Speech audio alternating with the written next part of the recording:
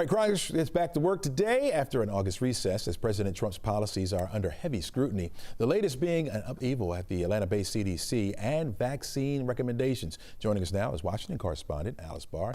Hello, Alice. Somewhat of a criticism that took place with a scathing op-ed piece in the New York Times. What is the White House saying about that piece?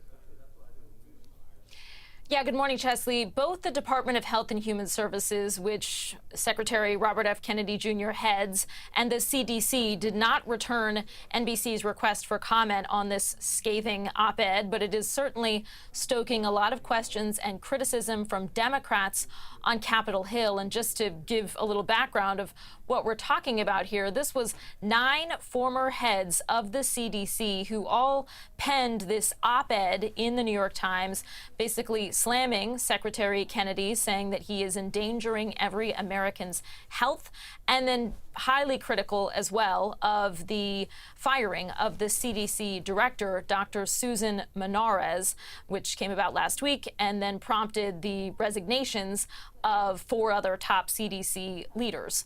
And these 9 past heads of the CDC all accused Secretary Kennedy of firing Dr. Menarez because she refused to, quote, rubber stamp dangerous and unfounded vaccine recommendations. And there are members of both parties, a lot of Senate Republicans in particular, who have made it clear that they want some questions answered from Secretary Kennedy about the firing, about the resignations, and about the state of leadership at the CDC. Yeah. Alice, Robert Kennedy Jr. is slated to testify before Congress later this week. What are we expecting to hear from him? So we are expecting quite a grilling over exactly these questions. There is a physician on one of the Senate leadership positions who he's a Republican, but has made it clear that he wants some serious oversight here of exactly what has happened. A lot of this has happened kind of behind the scenes. There are lawyers involved now for Dr. Menarez over her firing.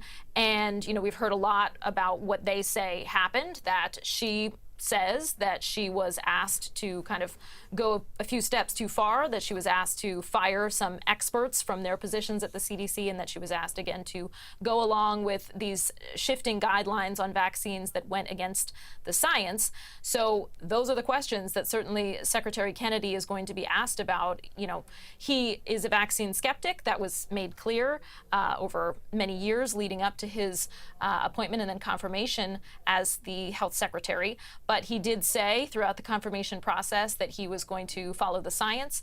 And we've heard from a couple of folks already that perhaps there's some veering away from that. And that certainly is what the officials that resigned and that are sort of raising the alarm are all pointing to. Yeah, let's shift gears here a little bit, Alice. We also saw some major protests over President Trump's idea of expanding his National Guard deployments into Chicago. Catch us up on what that's all about. Yeah, so protesters turned out on the streets of Chicago on Monday, demanding that President Trump not expand his National Guard deployment to that city as he's been threatening to do. 2 federal law enforcement officials tell NBC News that ICE, Border Patrol, and other federal agencies plan to scale up operations to arrest undocumented migrants in Chicago as soon as this week. And the president posted just this morning that at least 54 people were shot in Chicago over the weekend. 8 people were killed. He again disparaged Chicago as the most dangerous and worst city in the world and promised to solve the crime problem fast, just as he said he's done here in D.C. State and local officials in Chicago and Illinois have been resisting a federal presence and pointing to dropping crime and murder rates there. Chesley. Okay. All right, Alice, thanks so much for joining us. Really appreciate it.